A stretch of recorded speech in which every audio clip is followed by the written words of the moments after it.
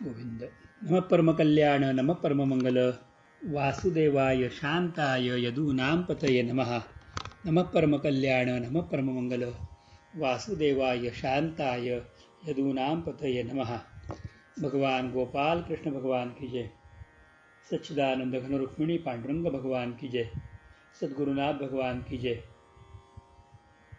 हा चिंतनाला घेतलेला अभंग जगद्गुरु तुकोबाराय महाराजांचा 6 चरणाचा आणि ज्या 6 चरणाच्या अभंगामध्ये तुकोबारायांनी नाममहात्म्यासहित अंतरंगातले भक्तीचं महत्त्व विशद केलेलं आहे.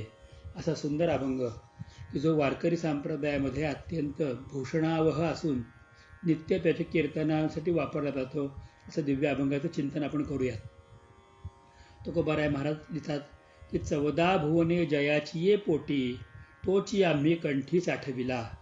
14 भुवने जयाची ये पोटी तोची आम्ही कंठी साठविला. काय एक उणे आमुची या घरी, काय एक उणे आमुची या घरी, वळंगिले द्वारी रिद्धी सिद्धी, वळंगती द्वारी रिद्धी सिद्धी.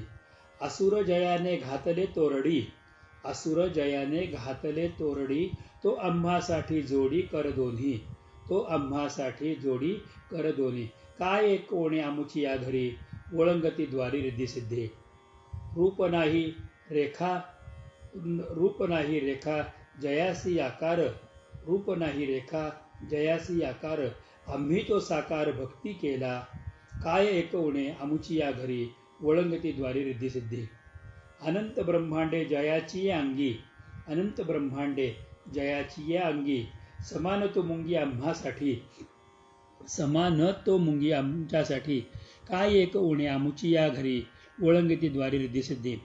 तुका म्हणे आम्ही देवाहुनी बळी, तुका म्हणे आम्ही देवाहुनी बळी, झालो हे निराळे ठेवूनी आशा, झालो हे निराळे ठेवूनी आशा.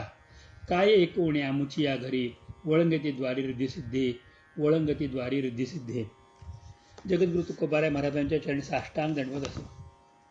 एका सुंदर अशा परमतत्वाला जगद्गुरूंनी स्पर्श केला आहे आणि आमच्या पुढे ते परमतत्व सांगितलं आहे. या जगामध्ये प्राप्त करण्याचं नेमकं काय प्रयोजन, काय प्राप्त करायचं आहे. तुम्हाला या जगात त्याची कोणती गोष्ट आहे की जी सगळ्यात श्रेष्ठ वाटते. प्रापंचिक माणसाने सर्वांनी हा प्रश्न विचारला की अशी कोणती गोष्ट मिळाल्यानंतर तुम्हाला सर्वात श्रेष्ठ गोष्ट आपल्या प्राप्ती झाली, आता ह्याच्यानंतर कोणतीही गोष्टीची अपेक्षा नाही असं वाटेल. चिंतन करा की आपल्याला काय मिळाल्यानंतर की जे कधी ह्रस्व होणार नाही, जे कधी कमी होणार नाही, ज्याचा आनंद कधीही मावळणार नाही आणि ज्याचा आनंद आपल्याला देहात आणि देहातीत झाल्यानंतर सुद्धा, देहात असताना आणि देह सुटल्यानंतर सुद्धा अखंड अबाधित तसाच राहील. अशी कोणती गोष्ट आहे, अशी काय प्राप्त करावं. तुकोबाराय महाराज आम्हाला सांगतात की ती गोष्ट प्राप्त करण्याची कोणती अशी गोष्ट असेल तर ती म्हणजे श्री भगवंतांची परम निरातिशय आणि निरपेक्ष अशी भक्ती. परम निरातिशय आणि निरपेक्ष अशी भक्ती. तर परमभक्ती, निरातिशय भक्ती, निरंतर भक्ती ह्याचं नेमकं स्वरूप काय आहे हे तुकोबाराय महाराजांनी या अभंगात सांगितले. गंमतशीर अशी गोष्ट आहे की एकाच अभंगामध्ये तुकोबाराय महाराजांनी 2 तत्व एका ठिकाणी आणली आहेत. भक्ती तत्व प्रथम चरणात सांगितलं आणि शेवटच्या 6व्या चरणामध्ये निरातिशय भक्ती किंवा आशारहित भक्तीचं वर्णन केलं आहे. फार सुंदर असं हे परमतत्व जगद्गुरु तुकोबाराय महाराज आमच्या हातात देतात. आता श्री भगवंतांचं वर्णन करत असताना तुकोबाराय महाराज आम्हाला सांगतात की 14 भुवने जयाची ये पोटी तोची आम्ही कंठी धरी साठविला. मग 14 भुवने हा काय नेमका प्रकार आहे. तुम्ही मागून मागून काय मागणार, तुम्ही घेऊन घेऊन काय घेणार. अरे 14 चौकडी राज्य ज्याचं होतं तो रावण सुद्धा एक दिवशी धराशायी पडला. या ब्रह्मांडामध्ये संपत्ती अगणित असलेले अनेक जण थांबले, पण असे अनेक जण आहेत की ज्यांच्याकडे लौकिक संपत्तीपेक्षा पारलौकिक पारमार्थिक संपत्ती खूप आहे आणि ती माणसं आजही जगतामध्ये कीर्तिरूपामध्ये विद्यमान आहेत. हा जो भगवान परमात्मा आहे, या भगवान परमात्म्याचं जे स्थूल वर्णन केलं जातं, जे भागवताच्या द्वितीय स्कंदामध्ये केलेलं आहे, त्या स्थूल वर्णनामध्ये ज्या भगवंताचं नाभीपासून खाली असलेल्या 7 लोकांचं आणि नाभीच्या वर सप्त लोकांचं वर्णन केलं जातं.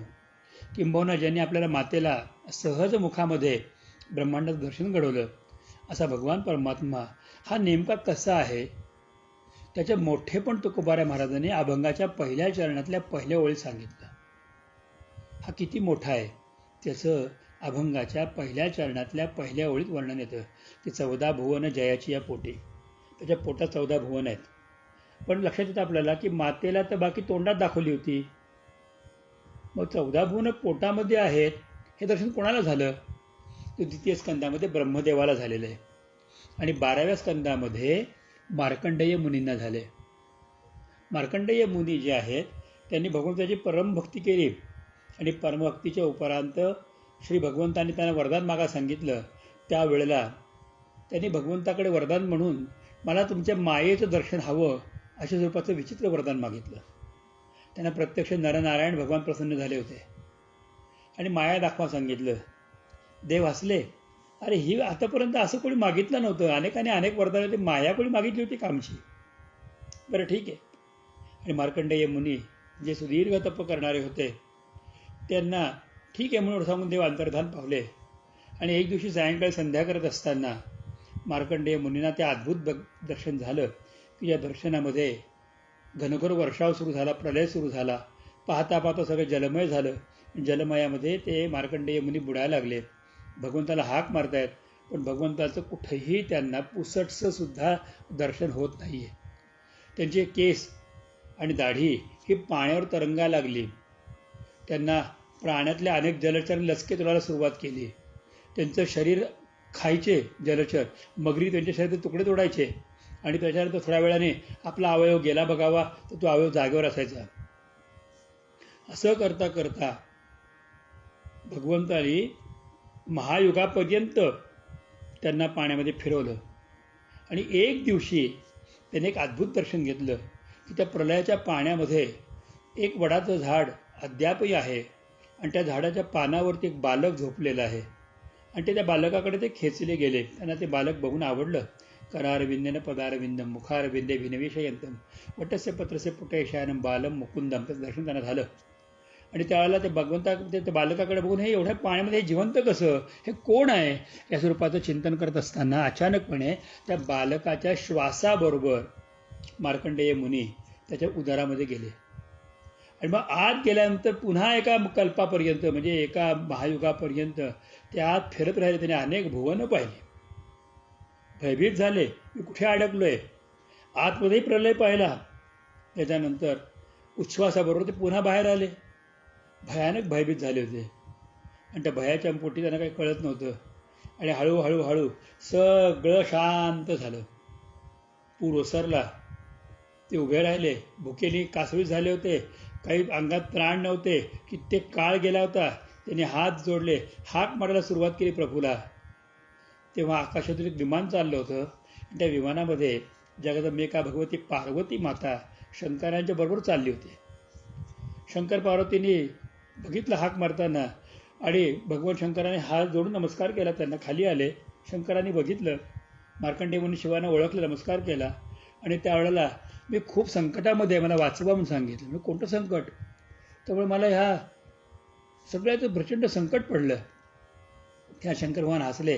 म्हटले मार्कंडेया, अरे काय मागितलं होतंस तू भगवंताकडे? प्रलय काय मागितलं होतंस? माया मागितली होतीस. मग त्या मायेच्या योगाने तुला हे सगळं बघायला मिळालं. पण तुला माहिती आहे की या सगळ्या प्रकारामध्ये पृथ्वीवरची 24 मिनिटं पण गेलेली नाही आहेत. एक घडी पण गेलेली नाही आहे. इतक्या सहज काळामध्ये तुला केवढा मोठा कालावधी दाखवला. असा हा भगवान परमात्मा की ज्याची व्याप्ती बघायला जात असताना तो व्याप्त किती आहे त्याचं कोणालाही त्याचा आपल्याला अंदाज येऊ शकत नाही.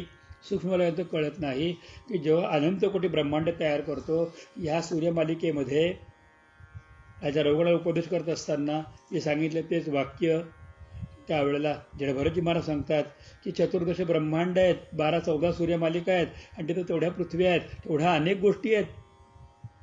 मग असा जो परमात्मा जो व्यापक आहे तो फक्त एकाच ठिकाणी येतो हातामध्ये की भावबळे आकळे एरवी नाकळे. आकळणे म्हणजे काय? समजणे.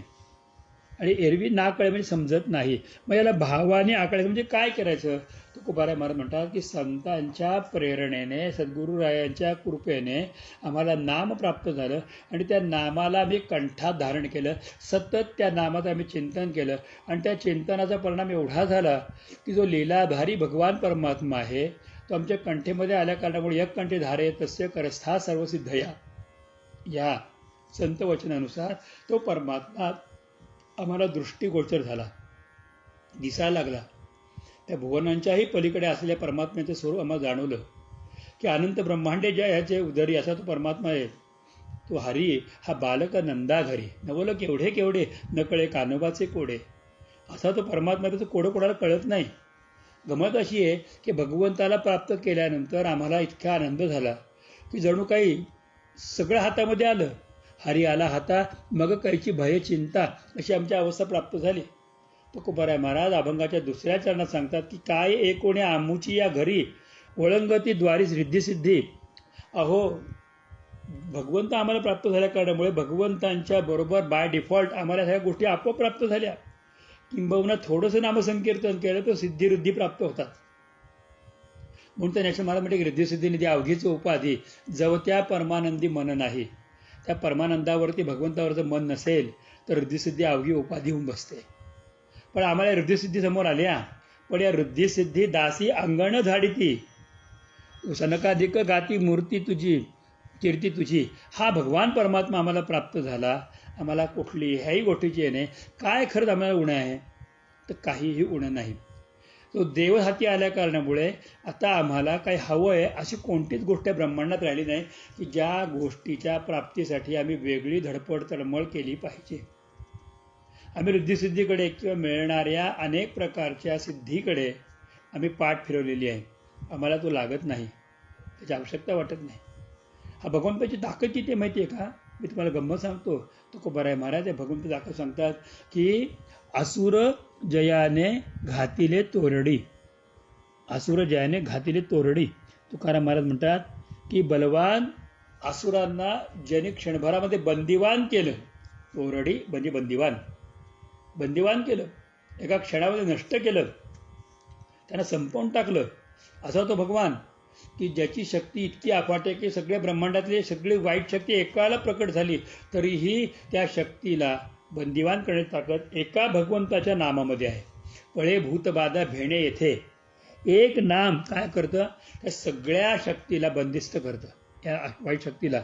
आणि तो आम्हासाठी जोडी कर दोन्ही.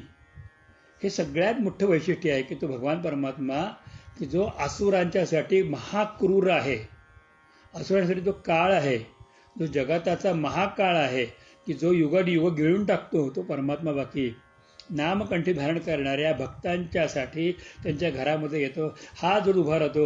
आणि जे भक्त काहीच मागत नाहीत, एका भगवंतापासून कोणत्याच गोष्टीला महत्त्व देत नाहीत, त्यांनी काहीतरी मागावं आणि आपण त्यांना काहीतरी दिल्याचा आनंद आपल्याला प्राप्त व्हावा, एवढ्या एकाच आशेने भगवंत त्या भक्ताचं आयुष्य संपेपर्यंत हात जोडून उभा राहतो. काहीतरी माग, काहीतरी माग, काहीतरी माग, मला काहीतरी द्यायची इच्छा आहे, काहीतरी द्यायची इच्छा आहे, काहीतरी माग.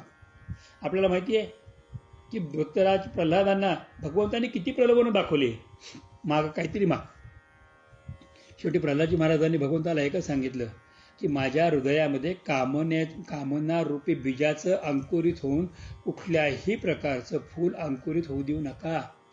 दिसायला फूल आहे, कोमल आहे, दिसायला फूल आहे, सुंदर आहे, दिसायला फूल आहे, सुगंधी आहे, परंतु ते कामनेचं फूल असेल तर ते आपल्याला मृत्यूला कारणीभूत ठरणार आहे आणि भगवंतांपासून वंचित करण्यासाठी ते नेमकं घडणार आहे.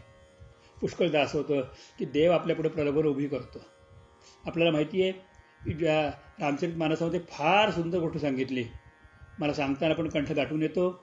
त्यामुळे सांगितलं की भगवंतांच्या अवताराची कारणं सांगत असताना सांगितलं की ज्या वेळेला स्वयंभू मनू आणि शतरूपा राणी यांनी भगवंतासाठी परमतप केलं आणि त्यावेळेला जेव्हा भगवंतांचे दर्शन झालं त्यावेळेला काय वरदान पाहिजे, त्यावेळेला स्वयंभू मनू म्हटले की तुझ्यासारखा पुत्र आम्हाला व्हावा आणि त्याच्या वियोगामध्ये आमचा मृत्यू व्हावा.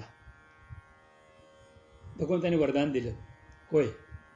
पण जेव्हा शतरूपेला विचारलं की तुला काय पाहिजे, त्याला म्हटलं की यांच्या आज्ञेच्या बाहेर मी नाही, तुझ्यासारखा पुत्र व्हावा, पण माझं मागणं एवढंच आहे की तो तुझ्यासारखा जरी असला तरी तो तूच आहे याचं विस्मरण आम्हाला कधीही होऊ देऊ नको. भगवंत आहे माझ्या पोटी जन्माला आल्याचे विस्मरण होऊ देऊ नको. त्यामुळे हर्षित महतरी सुधबुध हरी अद्भुत रूप बिचारी लोचनाभिरामा तनुघन श्यामा, हे तिने ओळखलं आणि तिला माहिती होते की हा परमात्मा आहे. आणि त्यामुळे त्या कौसल्या मातेच्या रूपामध्ये प्रकट झालेल्या त्या शतरूपाला किंवा पुढच्या जन्मातल्या त्या स्त्रीला एक गोष्ट नक्की झाली की राम वनामध्ये गेला, सगळं जग दुःखी झालं, कौसल्या माता दिसायला दुःखी झाली, पण अंतरंगामध्ये एकच शांती होती की वनामध्ये राम जाणं, तर वन तरी किती लांब आहे, ज्याच्या एका रोमामध्ये अनंतकोटी ब्रह्मांड आहेत, तो दिसायला वयापासून लांब आहे, पण मी डोळे बंद केल्यानंतर त्याला लांब जाता येतंय का? जर मी डोळे उघडल्यानंतर तो बाहेर दिसून येत नाही का? अंदर राम बाहेर राम जहा देखे वहा राम ही राम, असं असेल तर मग काय आहे?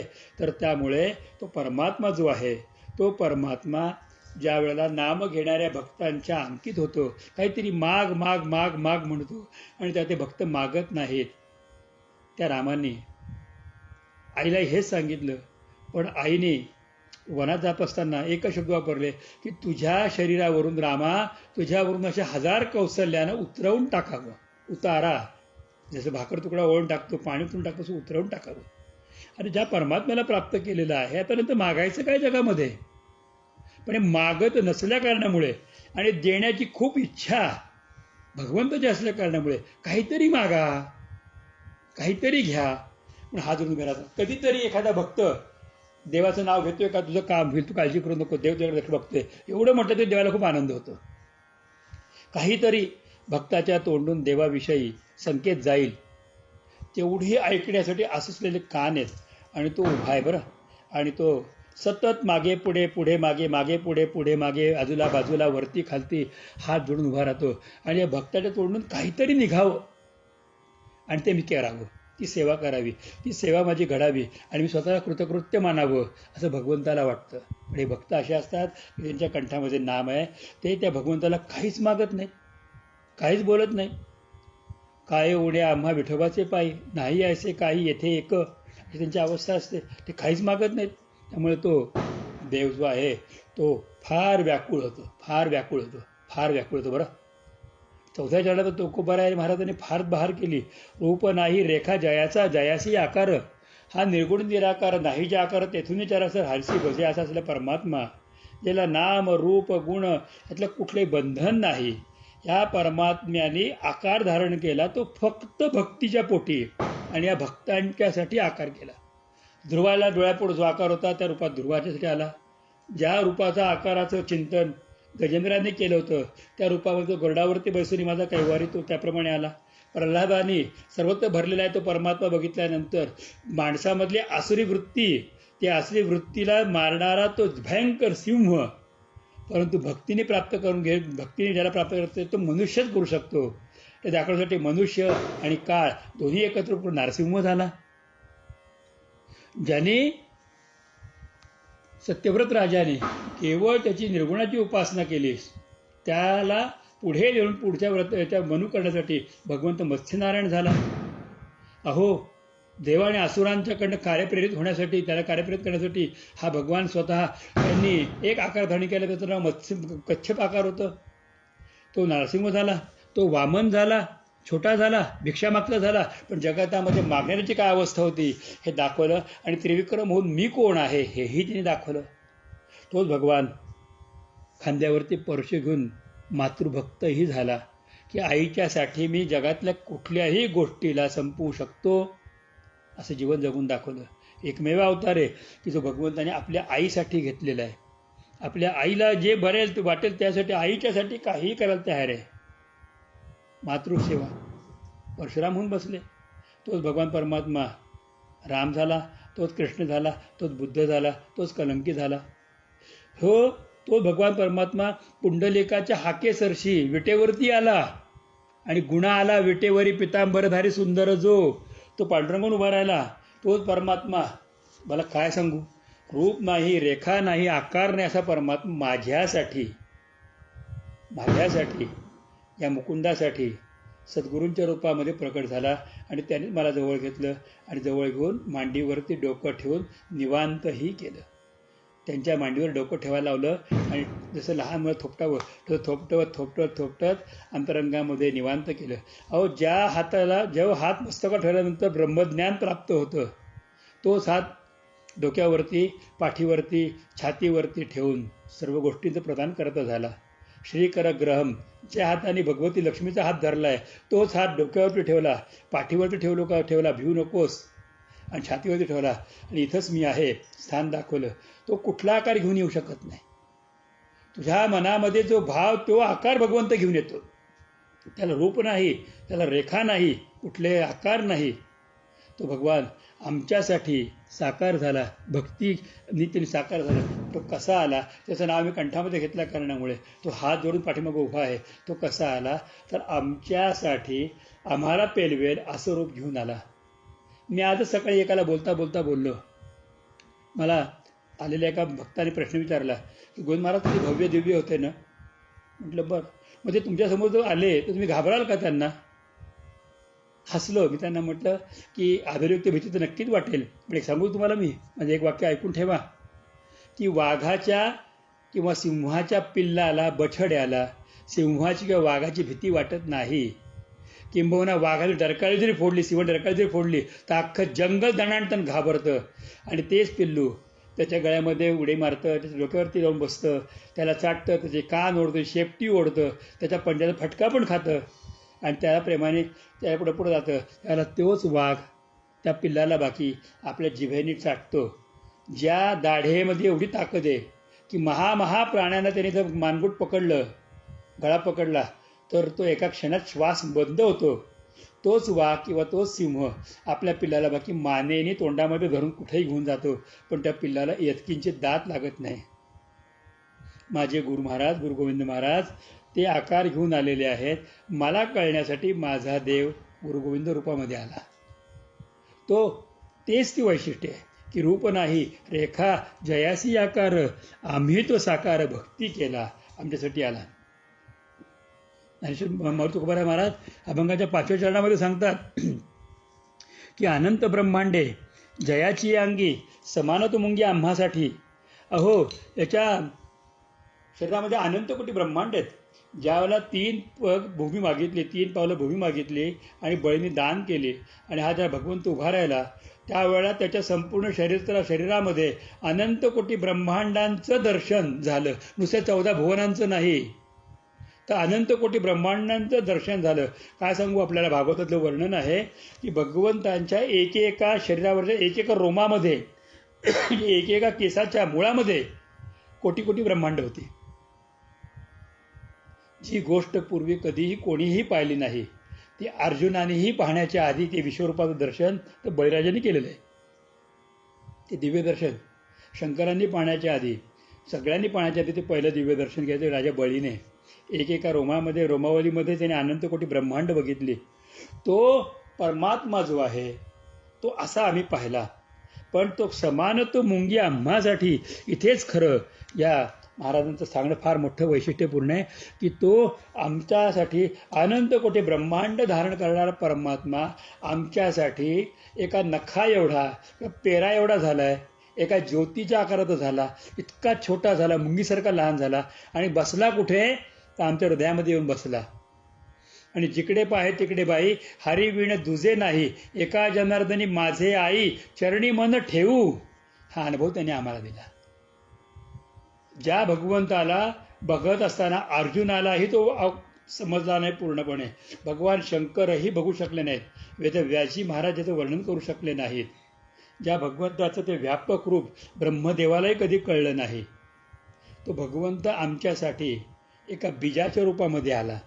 जसं मोठं वडाचं झाड एका बीजामध्ये असतं, जसं मोठं आंब्याचं झाड एका छोट्याशा कोईमध्ये असतं, तसं एका खसखसीच्या एवढा दाण्या एवढा, मुंगी एवढा तो भगवंत झाला आणि तो आमच्यासाठी आला. मी कसं आहे तुला कळण्यासाठी, कारण माझ्या 2 डोळ्यांना मी जे बघू शकतो ते, कर तरी आवळे तैसा हरी.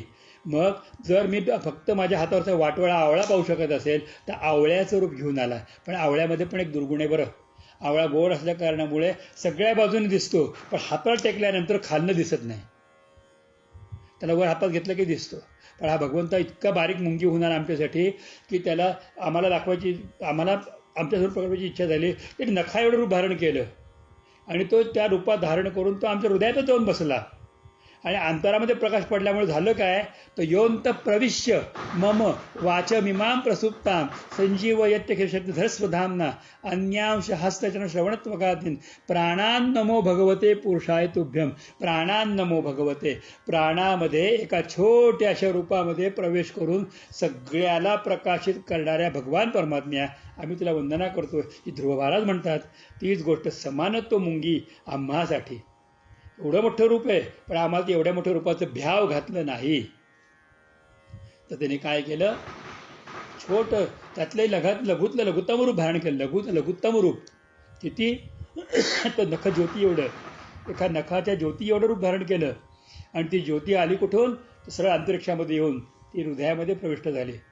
आणि जिथं आल्यानंतर काय झालं, आमचा अनुभव काय आहे की साठविला हरी जी ही हृदय मंदिरी, त्याची सरली येर झाला सुफल संसार व्यापार, अशी अवस्था प्राप्त झाली. हे सगळं आम्हाला मिळालं, आम्ही कबूल करतो. हे सगळं आम्हाला मिळालं. हे का मिळालं, आता अभंगाचं खरं रहस्य आणि अभंगाचा क्लायमॅक्स किंवा अभंगातलं परिपूर्ण तत्व तुकोबाराय महाराज अभंगाच्या 6व्या चरणामध्ये सांगतात. यशस्वी औदार्य, ज्ञान वैराग्य ऐश्वर, हे सगळ्या षडगुणवर्गाने जो श्रेष्ठ असा भगवान परमात्मा जो आम्हाला मिळाला, त्या देवापेक्षाही आम्ही बलवान आहोत. तो का म्हणे आम्ही देवाहुनी बळी, त्या देवापेक्षा आम्ही बलवान आहोत. आणि देवापेक्षा बलवान आहोत, पण कसं, आता फक्त एक कॉमा टाकला या चरणाचा अर्थ कळेल. आता कसं वाचायचं बघा. तो का म्हणे आम्ही देवाहुनी बळी झालो, ते झालोला कॉमा करा. तो का म्हणे आम्ही देवाहुनी बळी झालो, पुढच्या चरणातला पहिला शब्द मागे जोडायचा आहे. तो का म्हणे आम्ही देवाहुनी बळी झालो, हे निराळी ठेवून आशा. ज्या वेळेला आम्ही भगवंतांची भक्ती कुठल्याही अपेक्षेने केली नाही, आशारहित केली, कुठल्याही मागणीने केली नाही, कुठल्याही चिंतनाने केली नाही, एका त्याच्या प्राप्ती वाचून कुठलीच गोष्ट आम्हाला नको आहे, अशा तऱ्हेने आम्ही निष्कपट, निष्काम, निश्चल अशी भक्ती केली. निष्कपट, निष्काम आणि निश्चल, कधीही न ढळणारी अशी भक्ती केली. आणि त्यामुळे आम्हाला हा अनुभव प्राप्त झाला. हा अनुभव आम्हाला प्राप्त झाला. एक उदाहरण सांगतो बरं आपल्याला, म्हणजे कळेल. एक श्रीमंत बाप आहे, एक बायको त्याची श्रीमंत आहे. दोघांकडे खूप पैसा आहे, खूप शक्ती आहे, आणि पैसे असे उघड्यावर पडलेले असतात कपाटामध्ये. मुलांना सगळ्यांना माहिती आहे की इथं पैसेच बापाचे, आणि भरपूर पैसे वडिलांच्याकडे, सगळं माहिती आहे. पण तरीही ती मुलं पुढे खूप मोठी होतात की जी मुलं आईला आणि वडिलांना विचारून गरज लागली तर त्यांच्याकडून पैसे घेतात. समोर कपाटामध्ये पैसे आहेत, त्यातले 5-10 हजार रुपये नेले तरी आईबापांना कळणार पण नाही, आणि ते बोलणार पण नाही, कारण एवढं प्रेम आहे. पण समोर दिसत असून सुद्धा जे उचलत नाहीत, घेत नाहीत, लागलंच तर वडिलांनाच मागतात. ते वडील म्हणाले तो पाहिजे ते सगळं तुझंच आहे ना, सगळं तुझंच आहे ना. तेव्हा तो मुलगा एकच म्हणतो सगळं माझंच आहे, पण त्यापेक्षा तुम्ही माझेच आहात, हे सगळ्यात मोठी गोष्ट आहे. ज्याला भगवंत माझा आहे हे भाव हृदयामध्ये होतो, त्याला म्हणतात की निराळे ठेवून आशा. आशेला निराळं म्हणजे बाजूला ठेवलेलं आहे. आशा आमच्या जीवनामध्ये शब्दच राहिला नाही. ज्याच्या जीवनामध्ये आशा पाहिजे, आपलं होप सो, हे सगळ्या बाबतीत त्यांनी बाजूला केलेले आहेत, त्याला भगवंतांची प्राप्ती होते. आणि भगवंत त्यासाठी एवढा कृपाळू असतो. आम्ही त्या भगवंताला बाजूला ठेवलंय. वडिलांच्या पैशाला मुलाने हातच लावायचा नाही, अशा संस्कारामध्ये आम्ही वाढलेले आहोत. सगळ्यात तेव्हा आमचे वडीलच आहेत देणारे, मग आम्ही काय काळजी करायची आहे. तर आम्हाला कुठल्याही स्वरूपामध्ये त्याचा विचार करायचा नाही. आणि मोठी गोष्ट अशी की तो मुंगीसारखा आहे आमच्यासाठी. म्हणजे कारण त्यांनी एवढं लहान रूप घेतलेलं आहे की ते लहान रूप आमच्या संपूर्ण शरीरावरती असलेल्या हाताचा जो पंजा आहे, तो पंजा मिटल्यानंतर जेवढा आकार होतो, म्हणजे त्याला मूठ म्हणतात, त्या मुठी एवढं हृदय असतं. एवढ्या मोठ्या शरीरामध्ये हृदय केवढं, ते मुठी एवढं. आणि त्या हृदयामध्ये जो एक किरण रूपामध्ये राहतो, अशा परमात्म्याची आम्ही प्राप्त केली. पण तो परमात्मा किरण रूपात राहत असेल तरी तो छोटा समजू नका, की ज्याच्या उदरामध्ये 14 भुवनं आहेत, ज्याच्या वृद्धिसिद्धी किंवा अनेक प्रकारच्या मुक्तीसहित अनेक गोष्टी ज्याच्या दासी आहेत, तो भगवान परमात्मा आसूर त्यासमोर निष्प्रभ होतात. तो भगवान परमात्मा तोच परमात्मा आमच्या समोर काहीतरी माग रे म्हणून हात जोडून उभा राहतो. काय समजलं? हात जोडून उभा राहतो. ज्याला रूप नाही, रंग नाही, आकार नाही, अशा परमात्मा हा आमच्या समोर साकार झाला. तो केवळ त्याचं नाम आम्ही कंठामध्ये धारण केलं, ही भक्ती आम्हाला प्राप्त झाल्या कारणामुळे, किंबहुना आम्ही भक्तिमय झाल्या कारणामुळे, किंबहुना आम्ही स्वतःला भक्तीशी एकरूप केल्या कारणामुळे, किंबहुना आम्ही स्वतःला भक्तीच्या स्वरूपामध्ये विलीन करून टाकल्यामुळे आम्ही तसे झालो. एक सांगतो आपल्याला बरं, एक वाक्य लक्षात ठेवा, की कपभर दूध गच्च भरलेलं आहे. त्या गच्च भरलेल्या कपभर दुधामध्ये 1 चमचा पण दूध बसत नाही. वरनं टाकलं तर कपातून खाली सांडणार आहे. पण त्याच गच्च भरलेल्या कपभर दुधामध्ये 1 चमचा साखर टाकली तर ती आत बसते. आणि थोड्या वेळाने साखर त्या दुधाची इतकी एकरूप होते की दुधामध्ये साखर वेगळी दिसतच नाही. तसा जो भगवंतांच्या या ब्रह्मांड व्यापक प्रभूच्या अंतरंगामध्ये एकरूप होऊन जातो साखरेसारखा. त्याला काय कमी आहे? त्याला काय त्रास आहे? आमच्यासाठी तो मुंगीहून लहान झाला. आणि जसा आमचं शरीर आहे त्यापेक्षा लहान आमच्या हृदयामध्ये तो दिव्य प्रकाशाच्या रूपामध्ये आला. त्यामुळे तो आत आल्या कारणामुळे आता जगातल्या ब्रह्मांडातल्या काळालाही आम्ही काळ ठरलो, देवापेक्षाही बळी ठरलो, बलवान ठरलो. आणि केवळ एवढ्यामुळे झालं की हे सगळं का घडलं? तर आम्ही तुझी वासनारहित भक्ती केली म्हणून.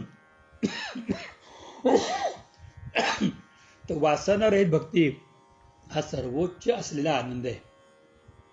भागवताचा अंतिम आश्रय तत्व हेच आहे की वासनारहित भक्ती करता आली पाहिजे. जो वासनारहित भक्ती करतो त्याच्या हृदयामध्ये भगवंत निवास करतो.